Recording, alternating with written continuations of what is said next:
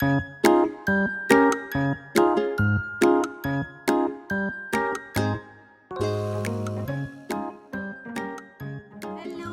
वालेकुम। मैं हूं डॉक्टर रुखसाना और इस वक्त आप देख रहे हैं healthy life with doctor Rukhsana. उम्मीद करती हूं कि आप अपना और अपने प्यारों का बहुत अच्छे से ख्याल रख रहे होंगे और बिल्कुल खैर खैरियत से होंगे। जैसे कि आप सब जानते हैं कि इंशाल्लाह अगले हफ्ते से रमज़ान आने वाला है। अल्लाह ताला हम सबको रमज़ान की तमाम और रहमतें समेटने का मौका अता फरमाए। आमीन सुम्मा आमीन। आज मैं इसलिए आई हूँ कि मैं चाहती थी कि मैं आप लोगों से स्पेशली उन लोगों से बात कर सकूँ जो डायबिटीज़ का शिकार हैं और वो अपनी शुगर को किस तरह रमज़ान में मैनेज कर सकते हैं, उस पर मैं बात करना चाहती थी। आप सब जानते हैं कि जो डायबिटिक पेशेंट हैं उनके साथ ये मसला होता है कि अगर वो फूड प्रॉपरली ना लें अपनी मेडिसिन के साथ तो वो एकदम जो है वो उनका ब्लड शुगर लेवल कम हो जाता है और वो हाइपोग्लाइसेमिक हो जाते हैं।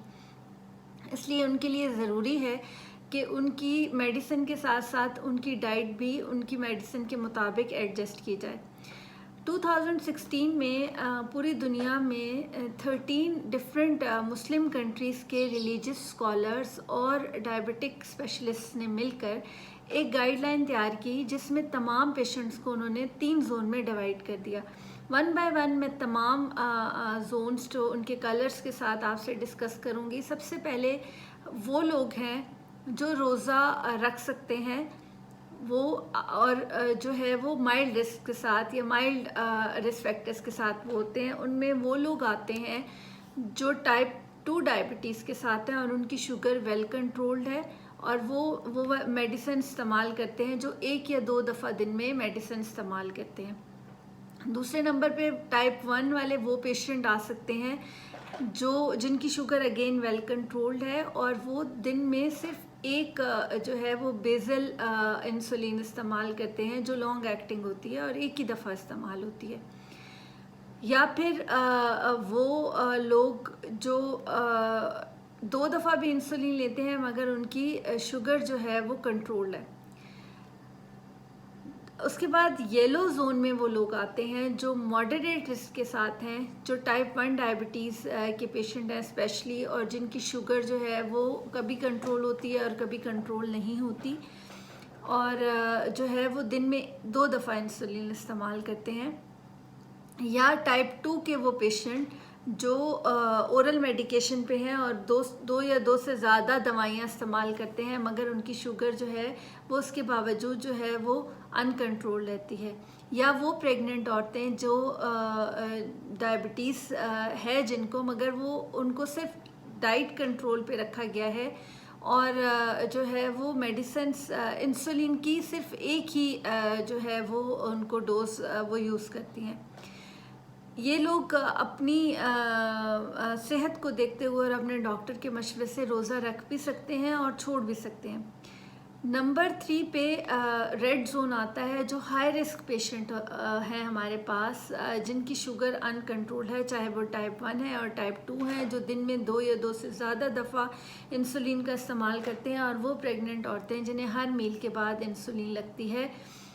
या वो पेशेंट जिन्हें पिछले 3 महीने में बार बार हाइपोग्लाइसीमिया या ब्लड शुगर लेवल उनका इन दवाइयों की वजह से कम हो रहा है।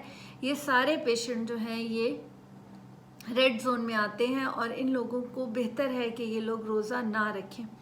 ये गाइडलाइंस वो गाइडलाइंस हैं जो मैं आपको पहले बता चुकी हूँ कि रिलीजियस स्कॉलर्स और डायबिटिक स्पेशलिस्ट की मदद से तैयार की गई है। इसके मुताबिक अगर आपका दिन के किसी हिस्से में आपको ऐसा लगता है कि आपका ब्लड शुगर लेवल कम हुआ है तो आप अपना शुगर लेवल चेक करके अगर वो 70 से कम है तो आप अपना रोज़ा खोल सकते हैं। ये इन्हीं गाइडलाइन के अकॉर्डिंग है। खोलना इसलिए कह रही हूँ कि आप अल्लाह के हुक्म से ही जो है वो अपने रोज़े को खोल रहे हैं, क्योंकि आप अलाउड हैं कि आपकी सेहत इस चीज़ की इजाज़त नहीं दे रही कि आप जो है वो रोज़े को कंटिन्यू कर सकें। अच्छा, यहाँ पे मैं हाइपोग्लाइसीमिया के सिम्टम्स ज़रूर बता दूँगी कि बहुत सारे ऐसे लोग हैं जिन्हें पता ही नहीं चलता कि उनकी शुगर लो है। ज़्यादातर इन पेशेंट में जो है वो उन्हें डिज़ीनेस फ़ील होती है, फेंटिंग अटैक्स होते हैं, इनका मुंह और ज़बान खुश्क हो जाती है, दिल की धड़कन अचानक से बढ़ जाती है और पसीने आने लगते हैं। इनका जिस्म भी ठंडा पड़ना शुरू हो जाता है। ये सारे हाइपोग्लाइसीमिया के सिम्टम्स हैं और हर पेशेंट जो है वो दूसरे पेशेंट के हिसाब से डिफरेंट सिम्टम्स भी एक्सपीरियंस कर सकता है। दूसरा सवाल हमारे पास ये आता है कि क्या रोज़े की हालत में हम अपनी शुगर चेक कर सकते हैं? तो जी हाँ, अगर आपको ये सारे सिम्टम्स फील हो रहे हैं तो आप अपनी शुगर किसी भी रोज़े के हिस्से के दौरान चेक कर सकते हैं और ये भी उन्हीं गाइडलाइन के अकॉर्डिंग है जो हमें दी गई हैं 2016 में, और इन्हें हर साल जो है वो रिव्यू भी किया जाता है। उसके बाद हमसे अगला सवाल डाइट का होता है। तो रोज़े में भी आपने अपनी डाइट चेंज नहीं करनी, आपने वही डाइट रखनी है जो आप अपने बाकी दिनों में अपने होती है आपके साथ। आपने कम कार्बोहाइड्रेट इस्तेमाल करने हैं, मीठी चीज़ें नहीं इस्तेमाल करनी, फ्रूट कोई एक आप ले सकते हैं, आप अपने आप को अच्छे से हाइड्रेट रखें।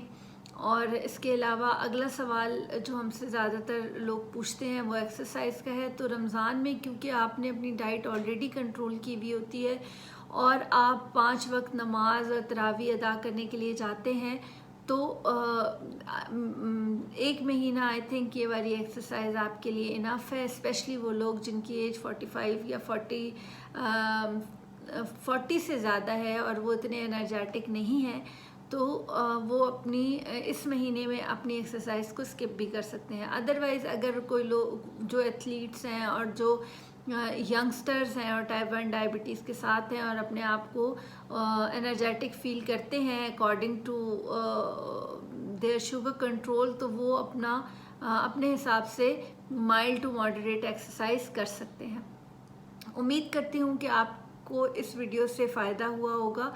एक और चीज़ जो मैं ऐड करना चाहती हूँ वो ये है कि शुगर में रोज़े की हालत में जो डायबिटिक पेशेंट हैं उनकी डोजेज भी एडजस्ट होती है और वो डोज़ आपको आपका डॉक्टर ही एडजस्ट करके दे सकता है।